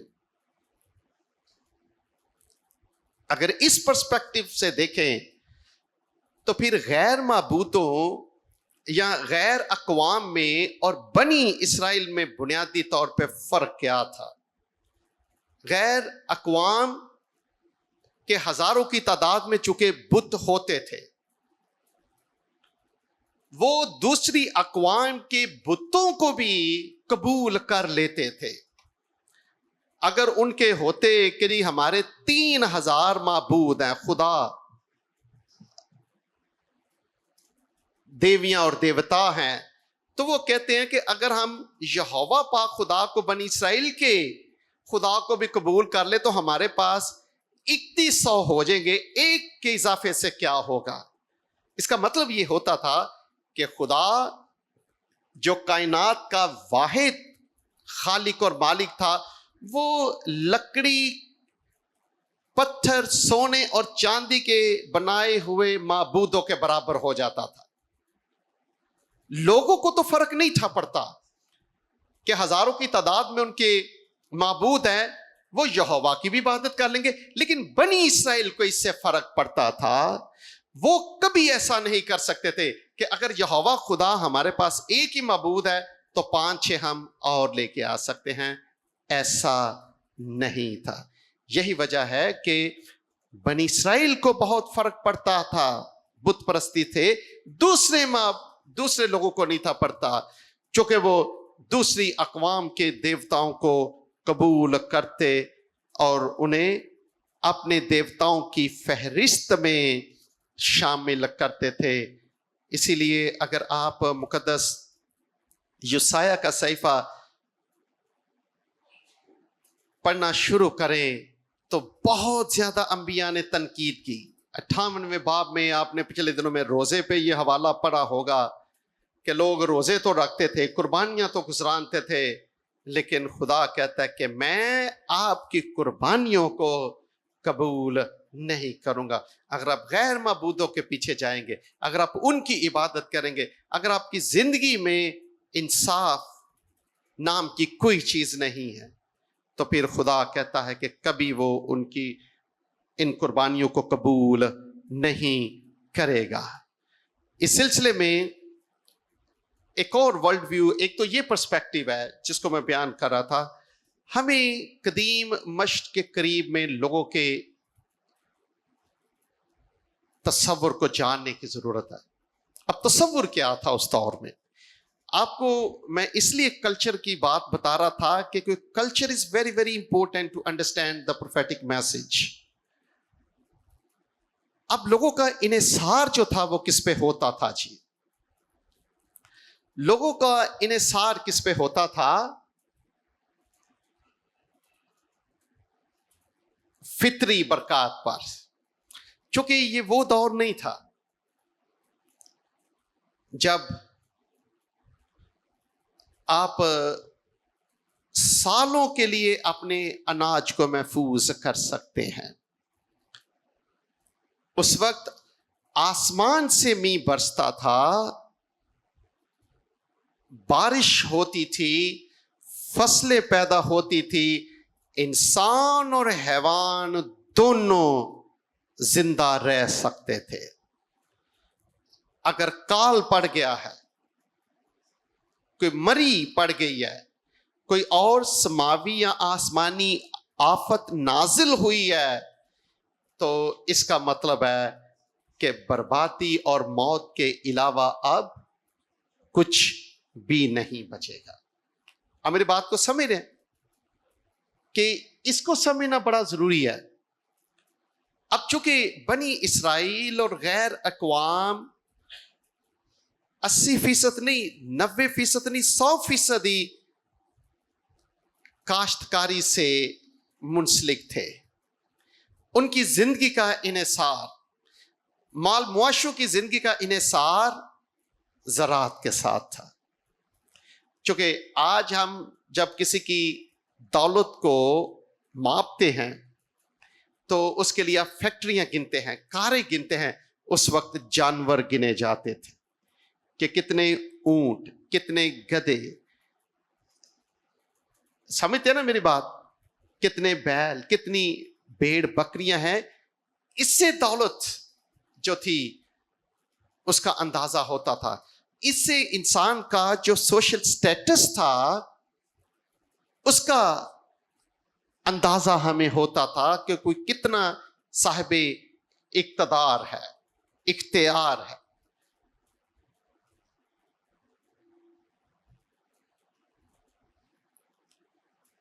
اس لیے ہمیں ان چیزوں کو سامنے رکھ کے بات کرنی چاہیے. اب قدیم مشرق قریب میں لوگ یہ تصور کرتے تھے خصوصیت کے ساتھ. میں ایک دیوتا کا اور دیوی کا ذکر کرنا چاہتا ہوں اور وہ بال دیوتا ہے. It's very very important. اس کو ضرور لکھیں. اسے زرہیزی کا دیوتا اور اس کے ساتھ استارات دیوی جو ہے اسے زرہیزی کی، وہ محبت، عشق اور زرہیزی کی دیوی تصور کی جاتی تھی. تصور یہ تھا کہ بال دیوتا جو ہے یہ آسمان سے می برساتا ہے تو پھر زمین پر فصلیں پیدا ہوتی ہیں. مال معاشیوں کی برکت اس کی بدولت ہے. اسی سے پھر تصور نکلتا ہے جسے ہم آگے چل کر دیکھیں گے، اور وہ یہ ہے ٹیمپل پروسٹیٹیوشن. لیکن میں آپ کو سمجھانے کی کوشش کر رہا ہوں کہ پرابلم کہاں پہ تھی. واٹ واز دا کانسیپٹ جس کو سمجھنا بہت ضروری ہے. اگر آپ ہوسیہ کی کتاب، میں صرف چند آیات آپ کے لیے پڑھوں گا تاکہ آپ تھوڑا سا اندازہ کر سکیں. مقدس ہوسیہ کا صحیفہ اس کے 2 باب کی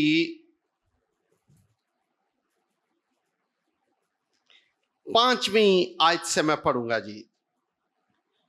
ان کی ماں نے، یعنی بنی اسرائیل کی بات کی جا رہی ہے، ان کی ماں نے چھینالا کیا، ان کی والدہ نے روح سیاہی کی، کیونکہ اس نے کہا میں اپنے یاروں کے پیچھے جاؤں گی جو مجھ کو روٹی، پانی، اون اور کتانی کپڑے اور روغن و شربت دیتے ہیں.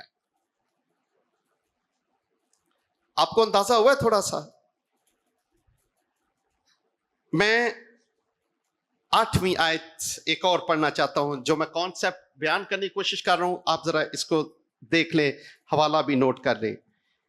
یہ ہوسیہ کتاب کے 2 باب کی اب میں 8ویں آیت آپ کے لیے پڑھنے لگا ہوں. کیونکہ اس نے نہ جانا کہ میں ہی نے اسے غلہ و میں اور روغن دیا اور سونے چاندی کی فراوانی بخشی، جس کو انہوں نے بال پر خرچ کیا.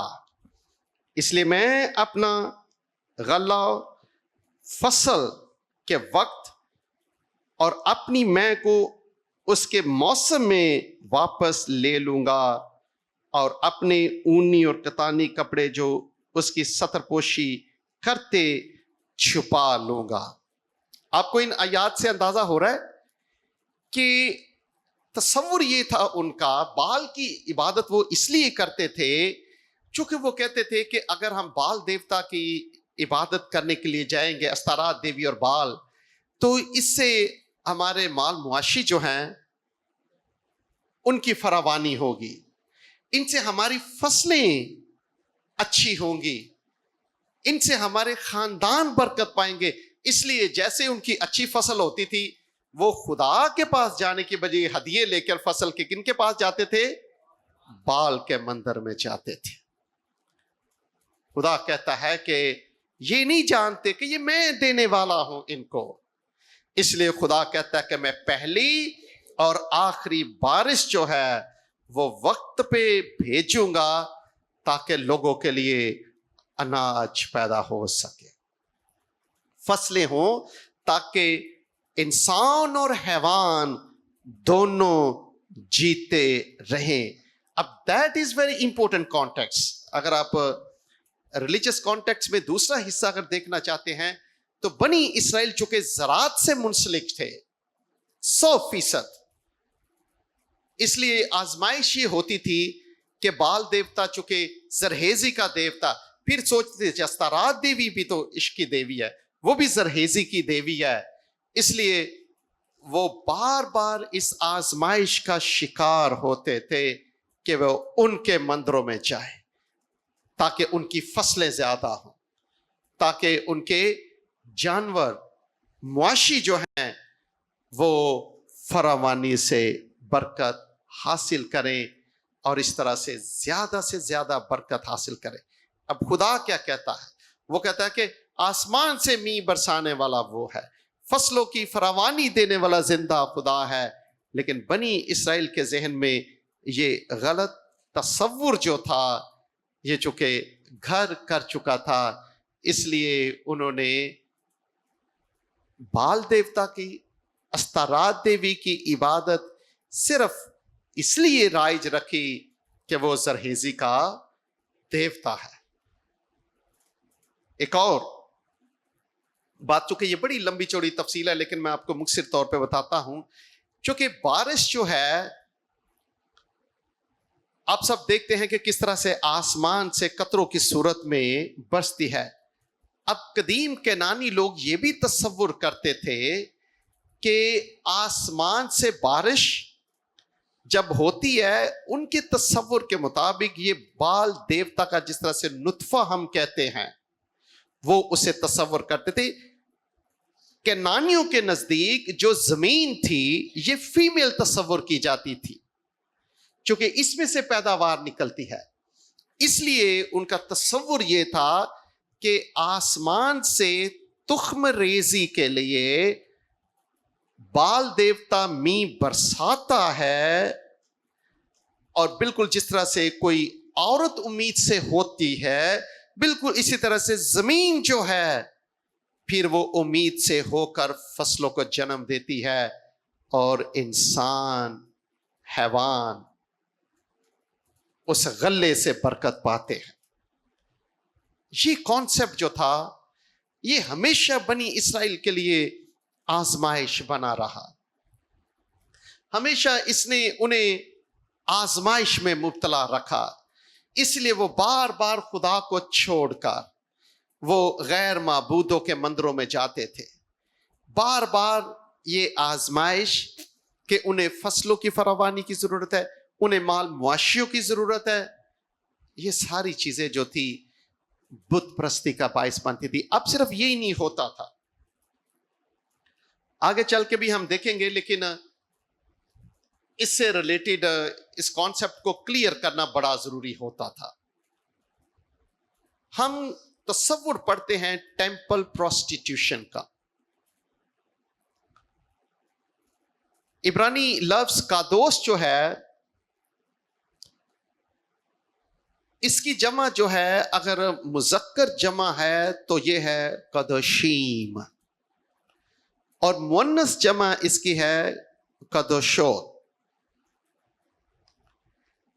اب ان مندروں میں مرد بھی ہوتے تھے جنہیں ٹیمپل پروسٹیٹیوٹ کہا جاتا تھا، مرد جو ہوتے تھے، خواتین بھی ہوتی تھی جنہیں مقدس طوائفیں کہا جاتا تھا۔ عام بندے کا کام کیا تھا؟ اب دیکھیں یہ بنی اسرائیل کے لیے پھندا کیا تھا؟ It's very strange. ہوتا یہ تھا کہ کوئی بھی مرد جا کے کسی بھی ٹیمپل پروسٹیٹیوٹ کے ساتھ وہ مباشرت کر سکتا تھا، and that was part of their religious ritual۔ یہ سب سے بڑی پریشانی تھی کہ یہ بدکاری جو تھی یہ مذہبی امبریلا کے نیچے ہو رہی تھی، یہ مذہب کا حصہ تھا۔ اب تصور یہ کیا جاتا تھا، آرکیولوجیکل ریسرچ نے اس پہ اس کے بڑے پردے اٹھائے ہیں۔ اس پہ سے علم اثریات کے مطابق انہوں نے کچھ ایسے مندر دریافت کی ہیں، ان مندروں کے ساتھ چیمبرز تھے، چیمبرز آپ سمجھتے ہیں، 7 جو کمرے ہوتے تھے، ان کی چھتیں نہیں تھی۔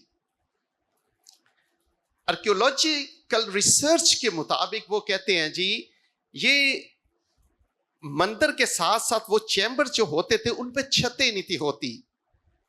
उनके मुताबिक ये इसलिए ताकि जब कोई मर्द या औरत किसी से मुबाशरत करे तो उनका तसव्वुर यही था कि यही फेल जो है आसमान पे बाल देवता और अस्तारात देवी दोहराते हैं, जिसकी वजह से फिर उनके इस फेल से वो मर्द जो ये फेल मंदिर में जाके करता था या औरत, उन्हें इसका सिला मिलता था या बरकत मिलती थी।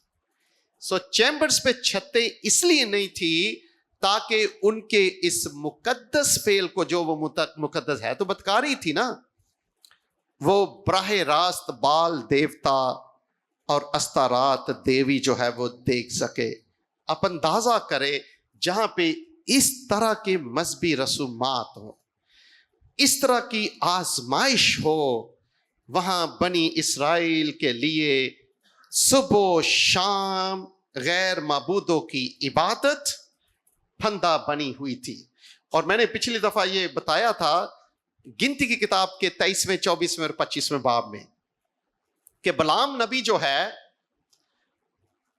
वो अपनी पूरी कोशिश के बावजूद बनी इस्राइल पर लानत नहीं था कर सका, वो नाकाम हो गया था। और उसने कहा नहीं, खुदा कभी भी अपने लोगों पर लानत नहीं करेगा। अगर आप अगले अबवाब को पढ़ के देखें जरा, यशवा की किताब के इब्तदाई अबवाब को पढ़ के देखें जरा, तो लिखा है कि बलाम ने बल को फिर ये मशवरा दिया था। क्या मशवरा दिया था?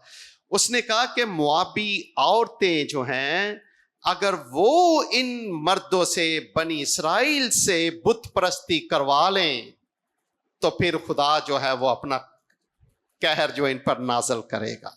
और बाद में बलाम नबी की नसीहत पर यह सब कुछ हुआ और हजारों की तादाद में बनी इस्राइल जो थे वो आफत से तबाह व बर्बाद हो गए। जब वो कोशिश कर रहा था बलाम नबी, तो एक मिनट के लिए भी वो कामयाब नहीं हुआ कि वो बनी इस्राइल पर लानत करे। लेकिन बनी इस्राइल ने किस तरह से दुख उठाया, खुदा का गजब कब उन पर नाजल हुआ, जब मुआबी औरतों ने इस्राएली मर्दों को फुसला कर उन्हें कहा कि आए हमारे साथ हमारे देवताओं के मंदिरों में चले, आए हम इबादत करें उनकी। अब वो इबादत महज इस तरह की नहीं थी जहां रूह और सच्चाई से की जाती है, वहां ये सब कुछ होता था। इसकी वजह से खुदा का गजब जो था उन पर नाजिल हुआ था। इसलिए जब तक हम ये कॉन्टेक्स्ट नहीं देखेंगे, आप कभी भी होसिया की किताब के इब्तदाई अबवाब को नहीं समझ सकते, जिसमें खुदा कहता है अदालत का बिल्कुल माहौल दूसरे बाब में कि बनी इस्राइल मेरी बीवी नहीं और मैं उसका शोहर नहीं, मैं इसे तलाक देता हूं। या खुदा मुआफी के बाद, अपने ताल्लुकात की बहाली के बाद ये कहे कि मैं इसे दोबारा नामजद करूंगा, दोबारा इससे मंगनी करूंगा, दोबारा इसे मैं अपनी ब्याहता बीवी के तौर पे कबूल करूंगा।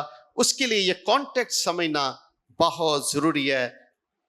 करत बिरीत यानी अहद काटने के तस्वर को, रूहानी शादी। यही वजह है कि बाद में अंबिया बार बार बनी इस्राइल को एक जिना कर कौम करते रहे कि आपने हर हरे दरख्त के नीचे बदकारी की है। उसकी वजह की है कि हर जगह पे बनी इस्राइल एक बेवफा बीवी के तौर पे लेटी है, क्योंकि उसने इबादत की है गैर माबूदों की, उसने गैर माबूदों के सामने बखूर जलाया है और अपने जिंदा खुदा के साथ बेवफाई की है। एक और पर्सपेक्टिव यहाँ पे जो बहुत अहम है, इसका हमारे कल्चर के साथ बड़ा गहरा ताल्लुक, क्योंकि हम उसी कल्चर से, that is the concept of honour and Shem. शर्मो हया का तस्वुर जो था, ये उस मुआशरे की धड़कन था, इससे मुआशरा चलता था। جہاں پہ آنر اینڈ شیم.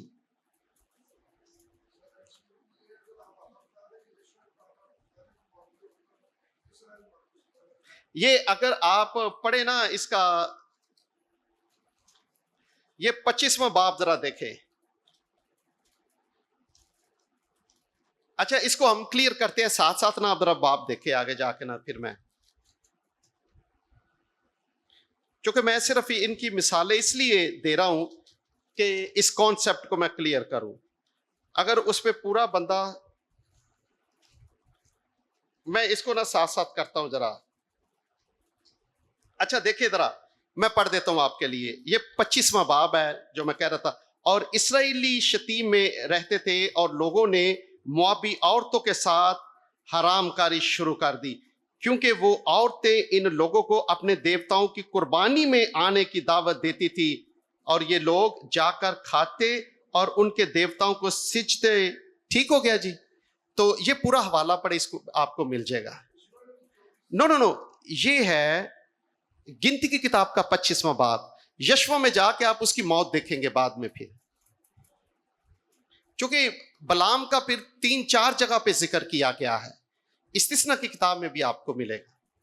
تو میں صرف بتا رہا ہوں کہ بعد میں بلام کوشش تو بڑی اس نے کی کہ لعنت بنی اسرائیل کو کر سکے لیکن کر نہیں سکا. آخر پہ بنی اسرائیل نے مار کیسے کھائی ہے؟ بت پرستی سے، غیر معبودوں کی عبادت کرنے کے بعد خدا ان سے ناراض ہوا. اور دیکھیں لکھا ہے کہ 24,000 لوگ مر گئے تھے. لعنت کسی ایک پر بھی نہیں وہ کر سکا لیکن اپنے گناہوں کی وجہ سے لوگوں نے مار کھائی ہے. تو میں یہ ایکچولی کانسیپٹ ذرا کلیئر کر رہا ہوں. Honour and shame. اب دیکھیں کہ خداوند کی دیکھیں کیا اس وقت ہے. خدا زمین اور آسمان کا خالق اور مالک ہے. بادشاہوں کا وہ بادشاہ ہے. اگر اسے بنی اسرائیل ایک معمولی ہاتھ کے بنائے ہوئے بت کے برابر لے آتے ہیں تو خدا کی اس میں کیا عزت ہے جو زمین اور آسمان کا پیدا کرنے والا خدا ہے. بنی اسرائیل اس کو چھوڑ کر لکڑی کے بت کے پیچھے جاتے ہیں. یہ بالکل ایسے ہی ہے جیسے ایک بیوی اپنے اچھے خاصے وفادار مرد کو چھوڑ کر اسی کے سامنے کسی اور کا ہاتھ پکڑ کے چلی جاتی ہے. It was matter of honor and shame in that culture. تو میرا خیال ہے تھوڑا سا وقت ہے. میں I will love to entertain your questions. تو یہ ٹاپک مزید ہمارا آگے چلے گا. یہ بڑا خاص ہے جس کو میں نے اب چھیڑا ہے. The concept of honor and shame in prophetic literature. یا پھر بائبل ہم اس کو لے کے دیکھیں گے چونکہ I raised many questions. یہ کینانائٹ میتھالوجی کو میں نے چھیڑا ہے آج. تصور جو تھا تخم ریزی کا یا زرہیزی کا تصور، بال دیوتا، دوسرے پھر کلچرل اور سوشل اور ریلیجس آسپیکٹس کے حوالے سے میں نے بات کی.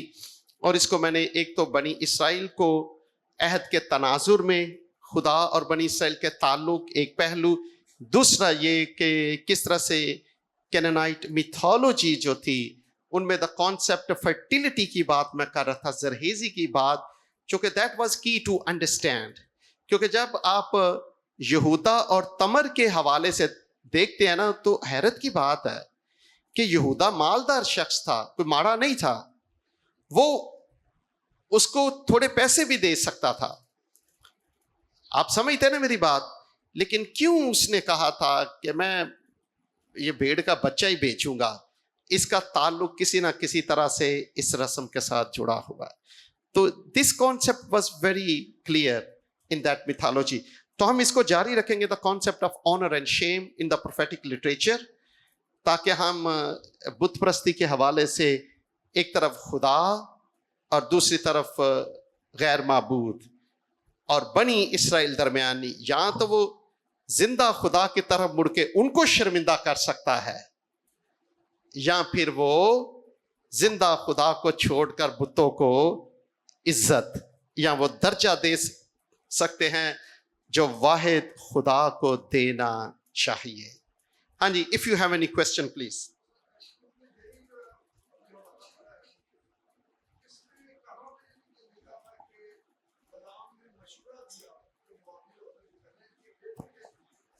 جی اچھا, اس کا جواب بھی میں دے دوں گا آپ کو, ٹھیک ہے نا. اٹس ریٹن دیئر,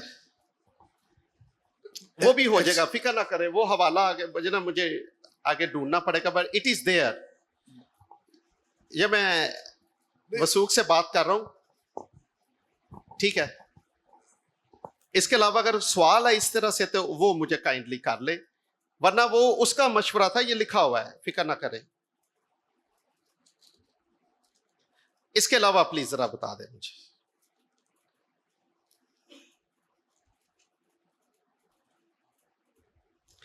اس کے علاوہ جی پلیز اینی کوشچن جو سو فار جو ان سے متعلق میں نے کیا ہے.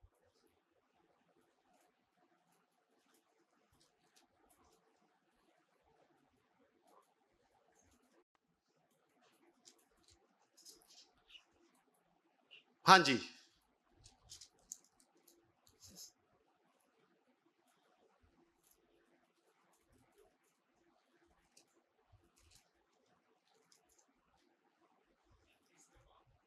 کیا کس کا؟ نہیں میں اور چیزیں دیکھ رہا ہوں. وہ تو میں نے کہا کہ اتر کے تو کر لیتے, چونکہ یہ یشوا میں بھی ہے, ان میں بھی, استثنا میں بھی اس کا ذکر ہے. چلو اس میں اگر بچہ کہہ رہا ہے, میں اس کی موت کا ایکچولی دیکھ رہا ہوں, چونکہ اس کا اس کے ساتھ بڑا گہرا تعلق ہے. اگر دیکھیں نا, وہ خدا نے اس سے کلام کیا ہے, وہ برکت نہیں دے سکا خدا کو, وہ مانتا بھی ہے, وہ پروفیسی بھی کرتا ہے, تو وہ مارا پھر کیوں گیا ہے؟ That is question. چونکہ وہاں اس کی موت کا ذکر ہے. جب بنی اسرائیل نے یہ فتح کیا ہے کنعان, جب ان کی مہمات شروع ہوئی تھی, تو ہی واز بیڈلی کلڈ, اور اس کا خاص ذکر ہے اس میں. اس کے علاوہ جی پلیز.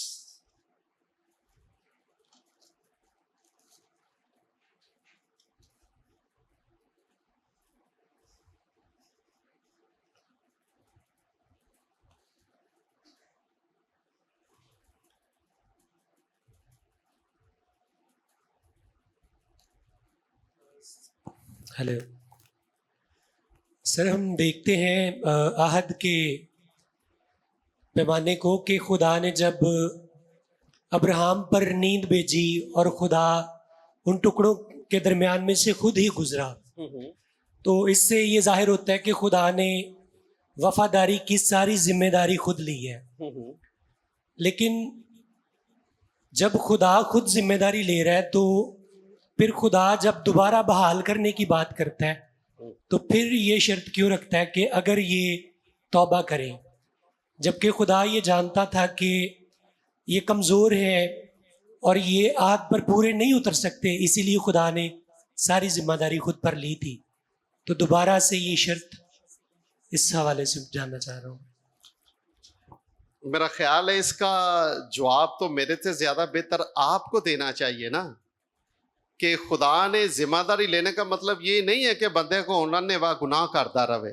دیٹ ڈزنٹ مین خدا نے اگر ذمہ داری لی تو تجھے پاس مینوں بھی تو کوئی عقل ہے وے نا, کہ what is the meaning of faithfulness. تو میرے خیال میں اگر یہ چیزیں نہیں تو پھر جانوروں اور حیوانوں میں پھر فرق ختم ہو جاتا ہے. اگر آپ آموس کی کتاب پڑھیں نا, تو اس میں ایک خصوصیت کے ساتھ استعمال ہوا ہے, بڑا خاص استعمال مقدس آموس نے کیا ہے, اور یہ حیران کر دینے والی چیزیں ہیں.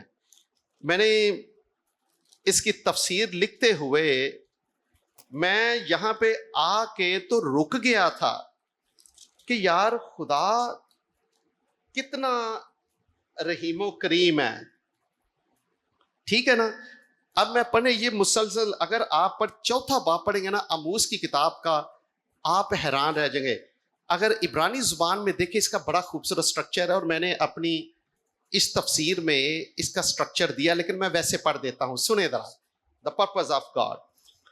खुदा कहता है, खुदा फरमाता है, अगरचे मैंने तुमको तुम्हारे हर शहर में दांतों की सफाई से मुराद है खाने पीने की कोई चीज नहीं थी, भूखे फाके से मुराद है, और तुम्हारे हर मकान में रोटी की कमी दी, तो भी, ये बार बार लिखेगा, तो भी तुम मेरी तरफ रजू ना लाए. आगे फिर खुदा कहता है कि मैंने ये किया वो किया, लिखा है तो भी तुम मेरी तरफ रजू ना लाए. खुदावंद फरमाता है आगे फिर 9वीं आयत में, फिर मैंने तुम पर वादे समूद और गिरुन की आफत भेजी, और तुम्हारे बेशुमार बाग और पाकिस्तान और अंजीर और जैतून के दरख्त टिड्डियों ने खा लिए, तो भी तुम मेरी तरफ रजू ना लाए. फिर खुदा कहता है कि 10वीं आयत में, मैंने मिस्र की सी वबा तुम पर भेजी और तुम्हारे नौजवानों को तलवार से कत्ल किया, तुम्हारे घोड़े छीन लिए और तुम्हारी लश्करगाहों की बदबू तुम्हारे नतनों में पहुंची, तो भी तुम मेरी तरफ रजू ना लाए. यहां आप देखते हैं कि खुदा ने आफात के वसीले से, इस तरह की दूसरी मुसीबतें भेजने के वसीले से बनी इसराइल को वापस लाने की कोशिश की. खुदा कहता है कि इन सब चीजों के बावजूद तो मेरी तरफ रजू नहीं ले. यहां तो लिखा है कि खुदा बार बार करता है. अब आखिरी बात जो इस हवाले से वो ये है कि खुदा के अपने कंधों पर अहद की जिम्मेदारी से मुराद ये नहीं कि दूसरों को बुराई का लाइसेंस मिल जाए. अब मेरी बात समझ रहे हैं कि नहीं, कि खुदा अगर अहद की जिम्मेदारी लेता है तो वो उसने मुकद्दस अब्राहम के साथ ली है. बनी इसराइल उसमें बराबर के शरीक हुए थे. बनी इसराइल ने इसमें विलिंगनेस शोर की थी कि yes we will obey the Lord. ये वाज़े तौर पे लिखा है. तो सादगी से हम ये कह सकते हैं कि खुदा की रहमदिली, वफादारी हमें बुराई का लाइसेंस नहीं देती, बल्कि हमसे उसी तरह की वफादारी का तकाजा करती है. अगर हम नहीं करते तो ये हमारा कसूर है. अब खुदा इंतजार तो बड़ा करता है. अब देखना होशिया में भी खुदा ने यही सिखाया था, खुदा ने कि बेवफाई के बावजूद वो होशिया कहता है जा वापस ले आ. And that was to teach a very very practical lesson कि खुदा हमारे गुनाहों के बावजूद भी हमें मुआफ करने के लिए और कबूल करने के लिए तैयार रहता है. सो इससे ज्यादा तो मेरा ख्याल है मैं नहीं कुछ भी कहूंगा. जी पादरी साहब प्लीज थोड़ा आगे आ जाए, माइक ले ले. जो ऑनलाइन स्टूडेंट है उनको फिर सवाल नहीं समझ आता.